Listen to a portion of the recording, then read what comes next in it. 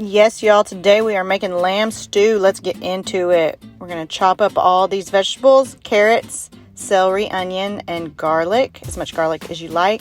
I like to keep things rustic, not cut it up too tiny because it's going to cook for a while. You don't want it to disintegrate in there. You want to be able to see everything.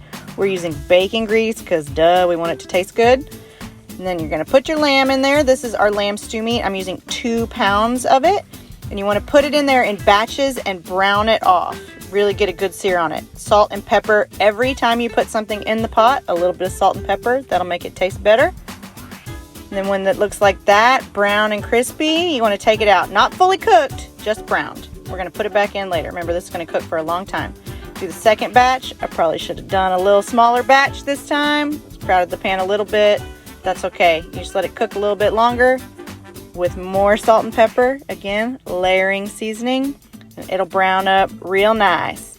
After the meat's done, pull it out and then put in all those veggies. Not the garlic though. We don't want the garlic to burn. And then sweat the veggies out a little bit.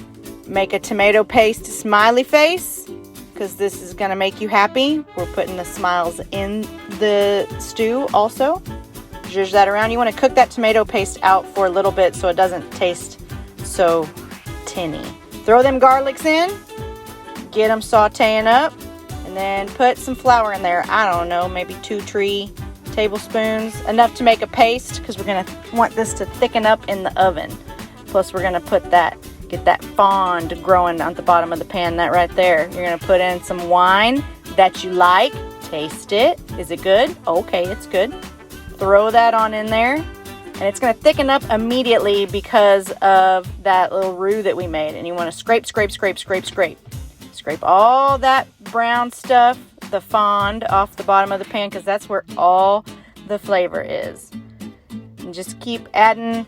I just added maybe 1/3 of that bottle of wine. And then here's some really wussy beef stock that I made last night. It'll do.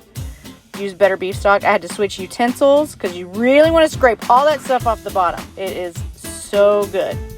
Back into the pan the meat goes. Don't splash yourself because this is hot. Get all of it in there. And then zhuzh around and scrape, scrape, scrape. We put something in the pan, so we're putting more salt and pepper in there. Again, we're going to put some bay leaves in there because they're cute. I don't know if they make any difference, but people on TV say they do. So we're going to put them in there. Look how cute they are. 3 of them because I like odd numbers. So there you go. Scrape, scrape, scrape.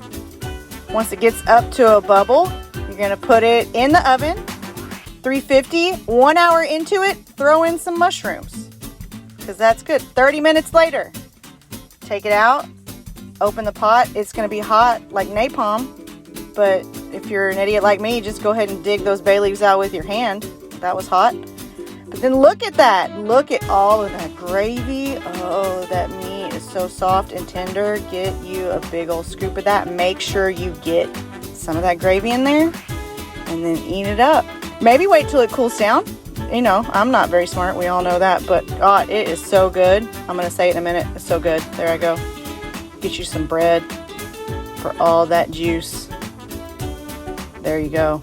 So good. Make it. It's so easy. And I just showed you how.